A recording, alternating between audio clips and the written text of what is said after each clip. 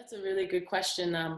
I think actually Clarence and I were talking about this probably like 5 years ago before it was popular, but looking at the commercialization of the women's game. And I think if I'm an investor, which I am, and coming from the economic sort of side of things, if you want to look where you want to invest, you want to look where there's the biggest growth. So if you look at football, it's the world's biggest sport. It's the world's #1 participatory sport. It's the world's #1 growing sport for young girls.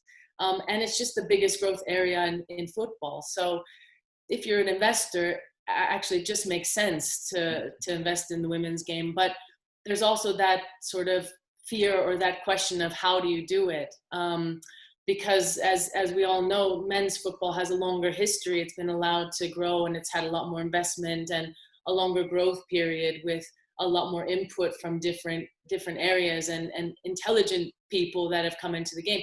Women's football has grown very organically, much more amateur, has had less investment into the game and less resources. So I think it's important that once you do go into the women's game to have the right people and the right team around you to make sure that you're capitalizing on the fact that actually, yeah, it's the same sport. It's football. We're all 11 players chasing a ball around to try to kick it in the goal, which is crazy when you think about it, right? Well, that's what we did for the last however many years, Clarence. But then actually there's all these different nuances that make it a totally different game. You know, the players are more accessible. There's more value based in women's football. People look at the sport from a more like pure and holistic standpoint.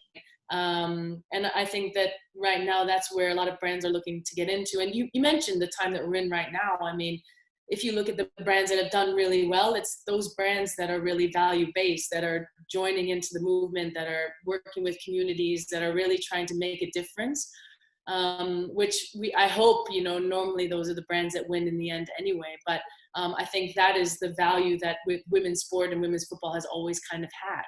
So you could argue that it's even more comfortable in that space and also in the digital space, which is a massive opportunity right now. And there's tons of examples I could give, but I don't want to bore you with all that. So. No, I find it of course an interesting topic, being a huge football fan, but also I support West Ham United, and there was a BBC documentary about the young Jack Sullivan, who's 20 years old, the managing director of the West Ham ladies team. And it was really interesting to see behind the scenes on all of the new innovations that they're trying to do in this game that perhaps you wouldn't be able to do in the men's football. So from the MassiveMusic point of view, we wrote the music for the Women's World Cup, which we were really excited about. And that gave new insights and learnings about the creativity that you can put into that game that perhaps in the men's you might be a little bit more cornered off. So 100%, that's such a good point. In fact, when I was working at FIFA, because after my career I worked at FIFA, I organized the Women's World Cup,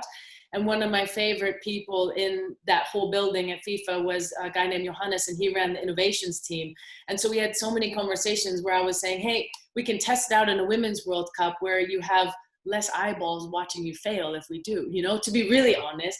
Right. But actually it was just a really nice opportunity to go, okay, it's still a world stage, it's still a global tournament, but you could do all of these. And we did that in 2015, actually. We allowed heart rate monitors and wearables for the first time ever. And that was between him and me kind of saying, come on, you know, don't be so FIFA.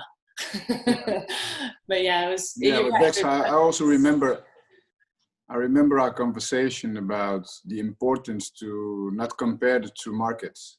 Yeah. Because men's football is men's football, women's football is women's football. We need to appreciate women's football for what it is and how within its own identity.